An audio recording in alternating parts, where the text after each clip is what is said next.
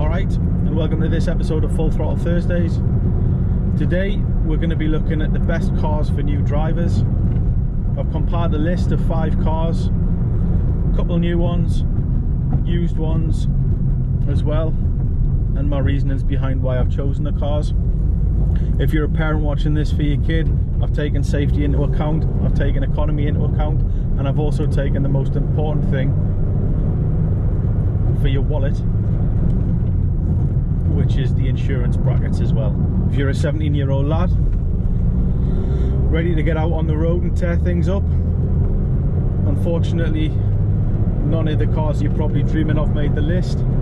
However, I have chosen some cars that I think are probably quite good at handling, quite fun cars to have as a car, but they're not going to be setting any records for 0 to 60 times in them. So without further ado, let's jump into the list. So we're going to start with the new cars.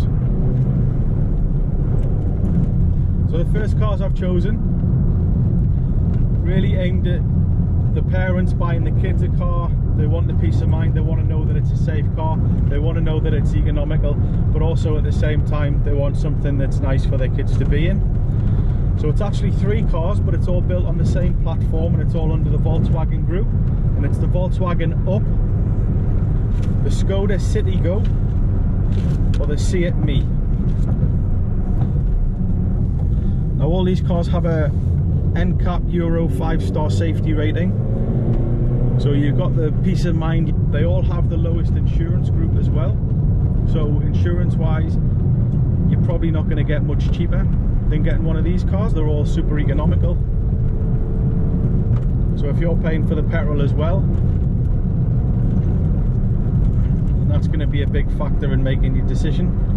Out of these 3, the Skoda is the cheapest. Second one on the list is the Citroen C1, but also shares a lot in common with the Peugeot 108.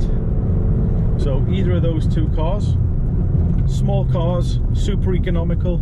You're probably not going to get the same quality levels of interior trim and things like that you would with the Volkswagen, but as a first car it'll do its job.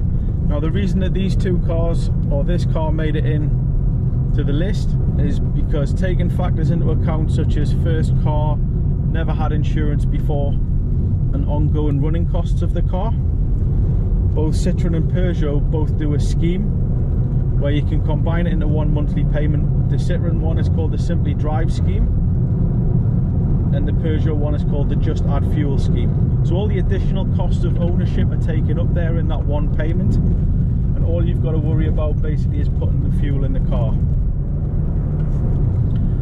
What I would say is, if this is something that you'd be interested in and you want to look into it, read through the terms and conditions, make sure that you are eligible for that scheme. So that's the 2 new cars done and out of the way. Just remember, when you're looking into buying a used car, make sure that it's had services at all its relevant intervals, being looked after like it should. Check the main dealer serviced it. Main dealer serviced it, they're going to do whatever needs to be done to that car to keep it in tip-top shape and reliable running condition. So you can basically buy the car without too many worries that something really bad's going to go wrong with it. There will always be some wear and tear within purchasing a used car.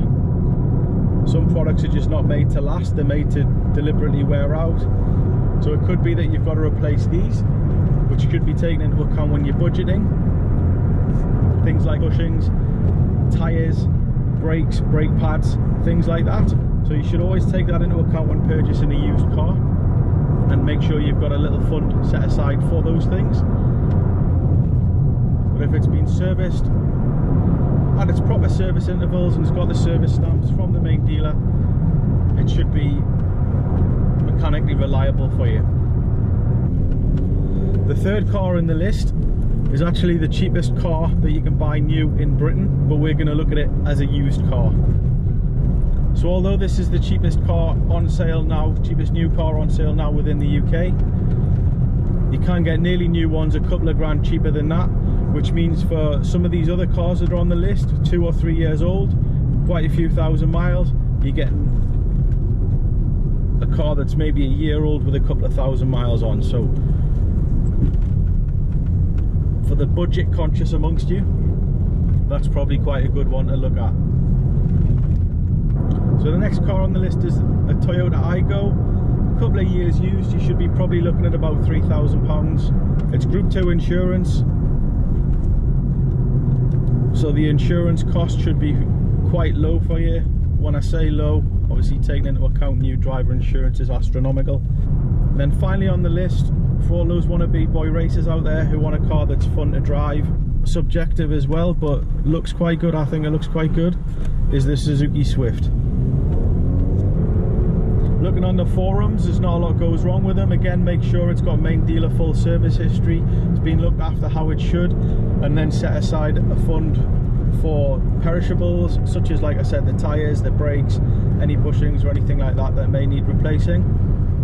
A couple of people mentioned that it may be sticky in first and second gear when it's a bit cold, so when you're on a test drive, make sure you're paying attention to something like that. As a car itself, we have one, handles really nice, really fun handling car, feels a bit like old school cars if I'm being totally honest. I find in modern cars it all feels a bit numb, there's not much feedback going on, and yes, it feels nice, but it's because there isn't really anything coming back to you. Whereas in that car, I think it does give quite a lot of feedback to the driver. I think the steering wheel's weighted nicely, it can certainly hold its own round bends. Basically it's like a fun little playful go-kart. Okay, and that was my top 5 cars for new drivers. So if you think I've missed any cars, or there's any cars in particular that you feel should be in the list, feel free to pop them in the comments below. The goal for the channel is to get to 1,000 subscribers as soon as possible, so please consider subscribing me if you enjoyed my content. I've got plenty more coming up.